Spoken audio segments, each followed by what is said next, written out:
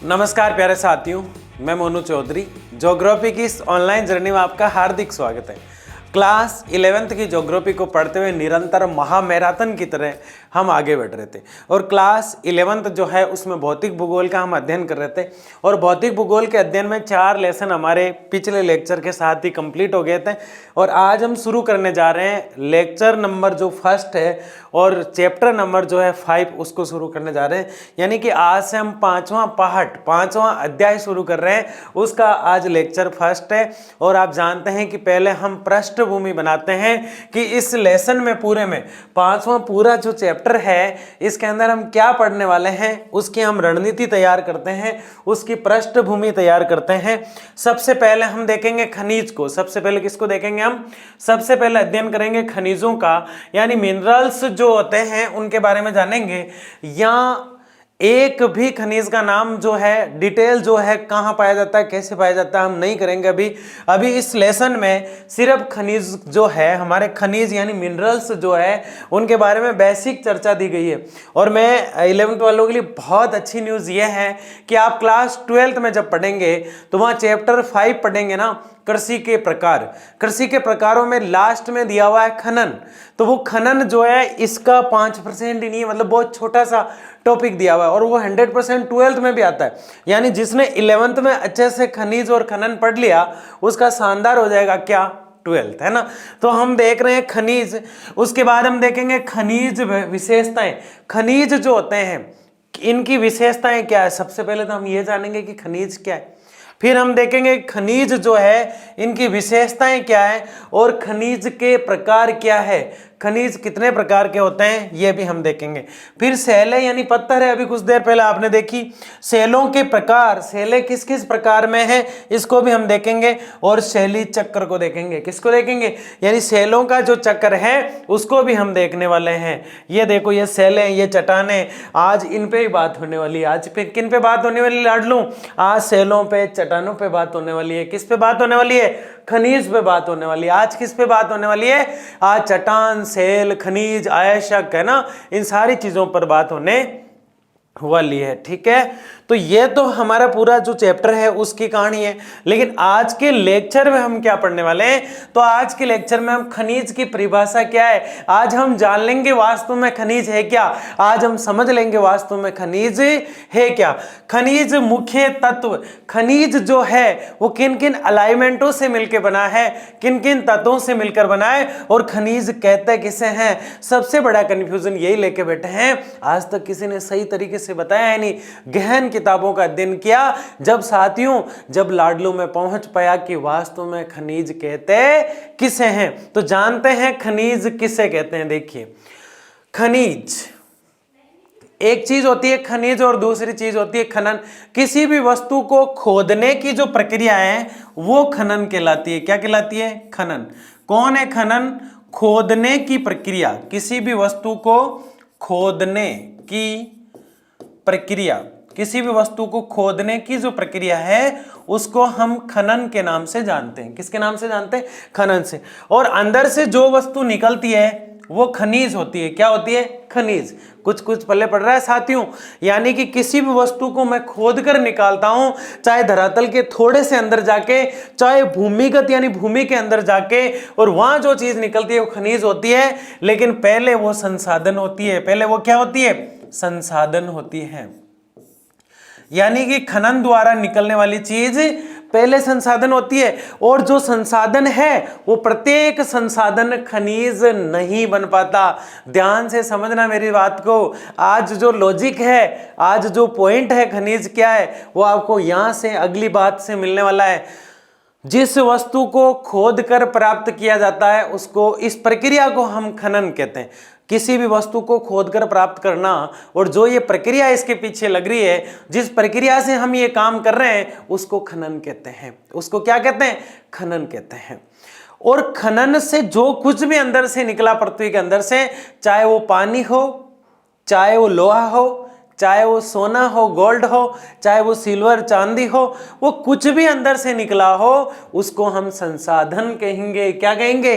संसाधन। अब संसाधनों में से कुछ संसाधन तो खनिज बन जाते हैं, जैसे लोहा, जैसे क्या बना भाई, लोहा, चांदी, तांबा, ऐसे खनिज बन जाते हैं। और कुछ बेचारे ऐसे होते हैं, नालायक तो उन्हें नहीं कह सकते, पर बेचारे सफल नहीं हो पाते और खनिज नहीं बन पाते हैं। जैसे कि जल बेचारा संसाधन ही था और संसाधन ही बन के रह गया। क्या जल को हम खनन के द्वारा प्राप्त करते हैं? हाँ करते हैं, लेकिन जल जो है वो संसाधन ही बना रह गया।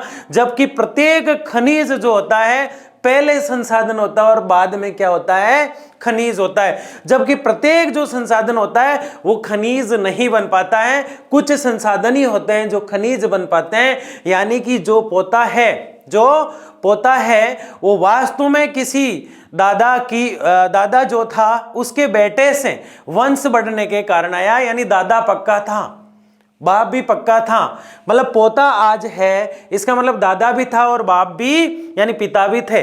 इसका मतलब अगर खनिज है तो संसाधन भी था और खनन भी था। दोनों चीजों का तालमेल अगर हम बिठाते हैं तो सामने निकल कर आता है कि खनन वह प्रक्रिया है जिसमें किसी वस्तु को खोदकर प्राप्त किया जाता है। हम क्या कर रहे हैं, ये प्राकृतिक रूप है, यानी कि खनिज जो है ये प्रकृति ने दिया है, कृत्रिम नहीं है, मानव ने नहीं बनाया है। लोहा मानव ने नहीं बनाया। आप सोचो मानव पिज्जा, बर्गर जैसी, चाउमीन जैसी कई चीजें लेके आ रहा है मार्केट में, तो लोहा, चांदी, सिल्वर वगैरह सब कुछ लेकर आया होगा? बिल्कुल ऐसा नहीं है। मानव ने जो चीज बनाई है वो कृत्रिम चीज होती है, जबकि खनिज प्रकृति से ही चले आ रहे हैं, पृथ्वी से अंदर से निकल रहे हैं। जिस समय भौतिक भूगोल बना था उस समय पृथ्वी की उत्पत्ति हुई थी और उत्पत्ति के साथ ही भौतिक चीजें, पृथ्वी की बनावट, पृथ्वी की संरचना जो हम देख रहे हैं उसी के साथ ही खनिज आ गए थे। तो ये चीज फिक्स और फाइनल हो जाती है कि ये प्राकृतिक रूप होते हैं। खनिज जो होते हैं प्राकृतिक रूप होते हैं। बड़ी इंपॉर्टेंट और शानदार और मजेदार वाली चीज जो हमें समझ में नहीं आती है, अकार्बनिक तत्व और यौगिक कार्बनिक तत्व। यहाँ अकार्बनिक लिखा हुआ है और कार्बनिक लिखा हुआ है, इन दोनों से मिलकर बना होता है कौन? खनिज। यानी अकार्बनिक और कार्बनिक दोनों से मिलकर बना होता है खनिज। कार्बनिक क्या होता है? लोहा, सोना, चांदी जो हमें बाहरी रूप से सामने दिखाई दे रहे हैं, जो फेस टू फेस दिखाई दे रहे हैं, वो कार्बनिक होते हैं और उनको पीछे से सपोर्ट करने वाले अकार्बनिक होते हैं। ये उल्टा सीधा लिखा हुआ है, अकार्बनिक, उल्टा सीधा मैं सीधा कर देता हूं इसको, ये कार्बनिक, ठीक है, और ये अकार्बनिक, ठीक है। कार्बनिक और अकार्बनिक दो चीजें होती है। कार्बनिक वो होता है, ध्यान से सुनना, कार्बनिक वे होते हैं जो सीधे सीधे दिखाई देते हैं, जो सीधे सीधे दिखाई दे जाते हैं, यानी भौतिक रूप से फेस टू फेस दिखाई दे जाते हैं। अकार्बनिक वो होते हैं जो रासायनिक तत्वों की तरह होते हैं, जो दिखाई नहीं देते हैं और सपोर्ट करते हैं खनिजों को, उत्प्रेरक की तरह सपोर्ट करते हैं। किसकी तरह? उत्प्रेरक की तरह। यानी कि मैं आपको फेस टू फेस पढ़ाता हुआ दिख रहा हूं, इसका मतलब मैं कार्बनिक हूं। मैं क्या हूं? कार्बनिक हूं। लेकिन मेरे पीछे जिन गुरुओं के कारण मैं आज यहां तक हूं वो अकार्बनिक तत्व है, यानी उत्प्रेरक मुझे यहां तक पहुंचाने वाले। इसका मतलब यहां क्या हुआ? इसका मतलब यहां हुआ कि वास्तव में जो है, एक तरह से हम देखें तो कार्बनिक तो वो चीजें हैं जो लोहा, चांदी, सोना हमें दिखाई दे रहा है, लेकिन उनको बनाने में और उनका सपोर्ट करने में जो अंदर की धातु, सेले, चट्टाने हैं, उनको अकार्बनिक कहा जाता है और उसी से खनिज का निर्माण होता है। आई बात समझ में? आगे देखिए, विशिष्ट रासायनिक संरचना और भौतिक संरचना। विशिष्ट यानी बहुत ही शानदार वाली, बहुत ही मस्त वाली रासायनिक संरचना का भी सपोर्ट होता है। रासायनिक संरचना और अकार्बनिक एक ही चीज होती है। रासायनिक संरचना दिखाई नहीं देती है, क्या होती है? ये तो गुणधर्म है जो बाद में चेंज होता है, जबकि भौतिक चीजें दिखाई देती है। समझ गए? व्यवस्थित आंतरिक संरचना, यानी कि खनिज जो होते हैं पृथ्वी के अंदर व्यवस्थित आंतरिक संरचना के अंदर एक व्यवस्थित क्रम में जमे हुए रहते हैं, एकदम से हमें नहीं दिखाई देते हैं। पहले सेल के रूप में होते हैं। किस रूप में होते हैं? पत्थर के रूप में होते हैं। फिर सेल को जब फोड़ते हैं तो कच्चा अयस्क निकलता है। जैसे आपने सुना लोहा अयस्क, लोहा अयस्क से फिर मैग्नीज और कोका डालकर गर्म करके लोहा इस्पात बनाया जाता है, अयस्क होता है। और फिर अयस्क के बाद ये खनिज कहलाते हैं। क्या कहलाते हैं? खनिज कहलाते हैं। 3 प्रक्रियाओं से गुजरना पड़ता है खनिज को। कितनी प्रक्रियाओं से? 3। पहले सेल है, फिर अयस्क है, और फिर क्या है? खनिज। यहां तक आपके समझ में आ गया। क्रिस्टल व भौतिक गुण है। क्रिस्टल व भौतिक गुण है। क्रिस्टल मतलब एक क्रमबद्ध तरीके से पृथ्वी के जो भौतिक गुण होते हैं, चट्टानों के जो भौतिक गुण होते हैं, शैलों के जो भौतिक गुण होते हैं, इन सब की मिलावटों का परिणाम है कौन? खनिज। यानी एक साथ अगर हम देखें, प्रकृति ने दिए हैं हमें, कुछ दिखाई देते हैं, कुछ उनको सपोर्ट करते हैं उत्प्रेरक के रूप में। ठीक है। विशिष्ट रासायनिक संरचना होती है, यानी विशिष्ट रासायनिक संरचना के माध्यम से ये कार्य होता है। यानी कि रासायनिक यानी दिखाई नहीं देती कुछ चीजें, लेकिन उत्प्रेरक के रूप में उसको सपोर्ट करती है। व्यवस्थित आंतरिक संरचना होनी है, यानी अंदर से हम देखें तो व्यवस्थित और आंतरिक संरचना होती है। क्रिस्टल व भौतिक गुण दिखाई देते हैं। परमाणिक संरचना, परमाणविक संरचना यानी परमाणु से इलेक्ट्रॉन, न्यूट्रॉन जैसी, ब्यूटेन, प्रोपेन जैसी कई गैसें, चट्टाने वटाने सब मिलकर परमाणिक संरचना बनी रहती है और उससे बनते हैं खनिज। कुल मिला के आपको एक डर सा यह लगने लग गया कि आज ऐसे कैसे शब्द आए हैं, तो मैं आपको बता दूं परिभाषा क्या होगी। खनिज प्राकृतिक रूप से कार्बनिक और अकार्बनिक विशिष्ट रासायनिक संरचना है जो व्यवस्थित आंतरिक संरचना के साथ क्रिस्टल व भौतिक गुण और परमाणविक संरचना से बनता है। ये क्या बता दिया गुरुजी, कुछ पल्ले ही नहीं पड़ा, है ना। इन सबको मिला के खनिज है। इन सबको मिलाकर क्या है? खनिज है। उन एक एक के अर्थ मैंने आपको बता दिए। कार्बनिक तो वो सारे रासायनिक गुण नहीं होकर दिखने वाले गुण है, और ये रासायनिक गुण है जो पीछे से सपोर्ट करते हैं, उत्प्रेरक। ये उल्टा सीधा लिखा हुआ था, मैंने यह इसको सीधा कर दिया। विशिष्ट रासायनिक संरचना यानी कि विशिष्ट रासायनिक संरचना का मतलब है अलग तरह से अंदर के गुण जो होते हैं, रासायनिक संरचना होती है। तो खनिज प्रत्येक जगह आपको खनिज देखने को मिलते हैं। क्या आप जानते हैं, आप जिस खाने के अंदर जिस नमक का प्रयोग करते हैं वो भी एक खनिज है। आप लिखने वाली पेंसिल के अंदर जो ग्रेफाइट होता है वो भी एक खनिज है। तो दुनिया में बहुत सारी जगह, हर कंट्री में, एक स्विट्जरलैंड को छोड़ के दुनिया में हर जगह खनिज देखने को मिलता है। तो चट्टान को देखते ही, शैल को देखते ही खनिज के बारे में पता चल जाता है। जैसे कोई शैल या चट्टान है ना, थोड़ी नीली दिखाई दे रही है, इसका मतलब तांबा निकलेगा। क्या निकलेगा? तांबा निकलेगा। तो ये अंदर की बातें हैं, कभी बात करेंगे। लेकिन ये जो चीज आपने देखी है, ये वास्तव में किसका एग्जाम्पल है और किसका अर्थ बता रही है? खनिज का अर्थ बताती है। यानी खनिज रासायनिक प्रक्रियाओं से बनता है, खनिज भौतिक प्रक्रियाओं से बनता है, खनिज कार्बनिक प्रक्रिया से बनता है, खनिज अकार्बनिक प्रक्रिया से बनता है, खनिज परमाणविक संरचना से बनता है। खनिज जो है क्रिस्टल का नतीजा है। कुल मिलाकर खनन की जो प्रक्रिया, उससे जो प्राप्त होते हैं संसाधन, उनसे कुछ चीजें खनिज बन जाती है और कुछ संसाधन की संसाधन ही रह जाती है। आगे बढ़े। अन्य गुण, और क्या गुण है खनिज में? इतनी देर तो हम बात कर रहे थे कि खनिज जो है इन तत्वों से मिलकर बना होता है। अब ये बात कर रहे हैं कि गुण क्या है खनिज में, ऐसे कौन से गुण है? इतना कितना होनहार है खनिज कि उसके अंदर गुण भी पाए जाते हैं। कठोर हीरा हो या नरम चूना, दोनों ही खनिज है। पेंसिल का जो ग्रेफाइट हो, चाहे खाने वाला नमक हो, दोनों ही क्या है? खनिज है। कठोर दिखने वाला हीरा हो, चाहे पाउडर की तरह उड़ने वाला चूना हो, दोनों ही खनिज है। दोनों ही क्या है?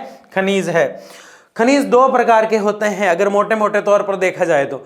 एक तो धात्विक खनिज होते हैं, एक अधात्विक खनिज होते हैं। कौन कौन से? एक तो धात्विक खनिज होते हैं, धात्विक, और एक अधात्विक होते हैं। धात्विक वो होते हैं जैसे सोना, चांदी, कठोर दिखाई देते हैं। सोना, चांदी, तांबा कठोर दिखाई देते हैं, ऐसे याद करते हैं। और अधात्विक वो होते हैं जो जल्दी पाउडर की तरह या बुरादे की तरह दिखाई देते हैं। ऐसे तो सिंपल भाषा में हमें पढ़ाया जाता है। लेकिन एक्चुअल और फैक्ट तरीके से देखें तो धात्विक खनिज वो होते हैं जिनका नवीनीकरण किया जा सकता है, जिन्हें दोबारा काम में लिया जा सकता है और कुछ बनाया गया है, उनको दोबारा से कुछ उनको मॉडिफाई किया गया है, उनके रूप में परिवर्तन किया गया है। जैसे लोहा जब निकला तो वो लोहा आवश्यक था, कच्चा लोहा था, उससे पंखा टेबल कुर्सी नहीं बनाया जा सकता था, लेकिन कालांतर में समय के अनुसार उसमें बदलाव किए गए, उसमें चेंज किए गए, उसमें मैग्नीज और कोका डालकर भट्टी में उसको पकाया गया और भट्टी में पकने के बाद जो लोहा निकल के आया वो लोहा इस्पात होता है, जबकि पहले लोहा आवश्यक था। ठीक इसी प्रकार से जिनमें चेंज कर दिया जाता है वो तो धात्विक खनिज होते हैं, और कुछ जो होते हैं उनमें चेंज नहीं किया जा सकता। जैसे चूना पत्थर जो होता है, नमक जो होता है, उसमें क्या चेंज करेंगे आप बताओ मुझे? नमक तो नमक ही रहेगा, कुछ भी कर ले बोले, है ना। तो नमक जो है अधात्विक मात्रा है, चूना पत्थर जो है अधात्विक मात्रा है, तो दोनों ही कहलाएंगे तो क्या? खनिज ही कहलाएंगे। लेकिन दो प्रकार होते हैं, तो खनिज आवश्यक, ये क्या लिखा हुआ है? खनिज आवश्यकों में पाया जाता है। खनिज किस में पाया जाता है? आवश्यकों में पाया जाता है। प्राकृतिक पदार्थ होते हैं, खनिज प्रकृति ने दिया है, मानव नहीं लेके आया। बॉक्साइट कले का निक्षेप मतलब क्षेत्र, निक्षेप मतलब क्षेत्र। बॉक्साइट एक धातु है। गोवा, ये क्या है भाई? गोवा, गोवा में लोहा आवश्यक निक्षेप है। गोवा में क्या है? लोहा आवश्यक निक्षेप, यानी गोवा के अंदर लोहा का क्षेत्र पाया जाता है। किसका क्षेत्र पाया जाता है? लोहा का क्षेत्र पाया जाता है। आगे बढ़ते हैं। ये जो हमने पढ़ा ये अन्य गुण है किसके? खनिज के। ये किसके गुण है भाई? खनिज के। कठोर हीरा या नरम चूना दोनों ही खनिज है। खनिज आवश्यकों में पाए जाते हैं। प्राकृतिक पदार्थ बॉक्साइट कले का निक्षेप और गोवा में लोहा का आवश्यक। बॉक्साइट जो होता है एल्यूमिनियम की तरह, एल्यूमिनियम का भी एक पार्ट है, तो इस तरह इसको देखा जाता है। आगे बढ़ते हैं। निर्माण दो या दो से अधिक तत्वों से होता है। किसका? किसका निर्माण हो रहा है? खनिज का निर्माण कभी भी एक तत्व से नहीं होता, दो या दो तत्वों के मिलने से खनिज का निर्माण होता है। ये सेलों से आवश्यक के रूप में निकलता है, और आवश्यक से जो है किसके रूप में सामने आता है? हमारे सामने आवश्यक से ये सीधा हमारे सामने खनिज के रूप में आता है। इसकी प्रक्रिया खनन कहलाती है। ये पहले संसाधन होता है और फिर खनिज होता है। ऐसा कौन सा संसाधन है जो खनिज नहीं बनवाया? ऐसे लाडले बहुत सारे संसाधन है जो खनिज नहीं बनवाए, और उनमें सबसे महत्वपूर्ण हम याद करते हैं जल को। जल बेचारा संसाधन ही रह गया और कभी भी खनिज नहीं बन पाया। यहां तक बात समझ में आ रही है? पृथ्वी की बाहरी परत ठोस है, जानते हैं हम, जानते हैं कि नहीं जानते? पृथ्वी की बाहरी परत जो है जिस पे खड़े हैं, भूपर्पटी जिसे हम कहते हैं, इंग्लिश में क्रस्ट जिसे हम कहते हैं, ये परत ठोस है। कैसी है? ठोस है। आंतरिक परत लाल है, कितनी बार बताया? पिघली हुई है, गर्म है, और परपटी का लगभग 98% भाग 8 तत्वों से मिलकर बना है। कोई भी खनिज, कोई भी परत, पृथ्वी का कोई भी भाग एक तत्व से मिलकर नहीं बना है, उसने किसी ना किसी तत्व का क्या लिया है? साथ लिया है। तो जानते हैं कि वास्तव में जो भूपर्पटी है, पृथ्वी की भूपर्पटी जिसे हम क्रस्ट के नाम से जानते हैं, ये क्रस्ट किन चीजों से बनी है? ऑक्सीजन, सिलिकॉन, एल्यूमिनियम, लोहा, कैल्शियम। ये सिलिका जो है ना, सिलिकॉन, ये ऑक्सीजन के बाद सबसे ज्यादा है, इसका रूपांतर किया जाता है, इसलिए दिखाई नहीं देती है। रासायनिक प्रक्रिया है ये। क्या है? रासायनिक गुण है इसका। तो इसको भौतिक फेस में लाया जाए तो बहुत ज्यादा है। ऑक्सीजन आप जानते हैं, एल्यूमिनियम, लोहा आप जानते हैं, कैल्शियम, सोडियम, पोटेशियम, मैग्नीशियम से बना है। देखो 8 चीजें आपको दिखाई दे रही, ऑक्सीजन, सिलिका, एल्यूमिनियम, लोहा, ऐसे याद रख लो इसको। और कैल्शियम, सोडियम, पोटेशियम, मैग्नीशियम, है ना। तो सीएम कितने आगे देखो, पोटेशियम, सोडियम, पोटेशियम, फिर कैल्शियम, सोडियम, पोटेशियम और मैग्नीशियम, है ना। तो इस प्रकार से इनको याद करना है, सीएम वाले, फिर ये नियम वाले, ऐसे करके इनको याद करना है। 8 तत्व याद रखना है। कितने याद रखना है? ऑक्सीजन, सिलिकॉन, एल्यूमिनियम, लोहा, कैल्शियम, सोडियम, पोटेशियम, मैग्नीशियम से बना है। यानी 8 तत्व से क्या बने होते हैं? खनिज का जो पार्ट, जहां से खनिज निकाला जाता है, धरातल का जो पार्ट होता है, पहले धरातली खनिज होते हैं, फिर भूमिगत खनिज होते हैं। खनिज कितने प्रकार से? एक तो धरातल के ऊपर से ही निकाल लिए जाते हैं और एक अंदर से निकाले जाते हैं, वो भूमिगत खनिज होते हैं। एक कुपकी प्रक्रिया होती है। कौन सी प्रक्रिया? कुपकी। कुपकी प्रक्रिया समझेंगे इस कुपकी प्रक्रिया को, लेकिन समझ लेते हैं इसको थोड़ा सा यहां पे, है ना। इस प्रकार ये धरातल है, और इस धरातल पर, ये धरातल है हमारा इस प्रकार से। अगर यहां इस स्थान पर कोई खोदना शुरू किया और यहां कोई खनिज मिल गया, इस स्थान पर यहां से खोदना शुरू किया और इस स्थान पर खनिज मिल गया, तो वो धरातलीय खनिज है। कैसा खनिज है? धरातलीय खनिज। लेकिन हमने खोदना शुरू किया और हम खोदते खोदते अंदर तक आए और यहां कुछ मिला, तो यहां एक हमने गोलाकार पाइप की तरह, कुआं की तरह खोदा। कैसा खोदा हमने? कुआं, पतला पतला सा कुआं खोदते गए। काफी अंदर खनिज है, जैसे पेट्रोलियम निकालना, हमें पेट्रोल को निकालना, तो अंदर तक हमने खोदा। कुआं खोदा हमने गहराई में, और कुआं जो होता है उसको बोर भी कहा जाता है, और कुछ लोग इसको कूपी कहते हैं। क्या कहते हैं? कूपी। अब ये कुआं हमने जो खोदा है इस खनिज को निकालने के लिए, चाहे वो गैस हो सकता है, चाहे वो पेट्रोल हो सकता है, और यहां से बाहर निकाला इसको, तो ये कहलाता है कुपकी खनन। क्या कहलाता है? कुपकी खनन। 1 नंबर का सवाल है भाई। कितने नंबर का? 1 नंबर का सवाल है, और हर साल पूछा जाता है कुपकी खनन। कुपकी खनन है ना।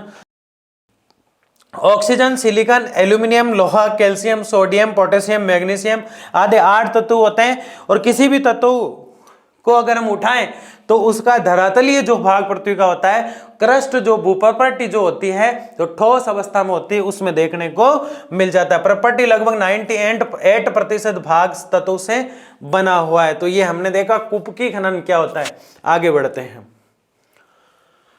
शेष भाग यानी बाकी का जो भाग है, बचा हुआ जो भाग है, titanium, hydrogen, phosphorus, manganese, sulphur, carbon, nickel और अन्य पदार्थों से बना है।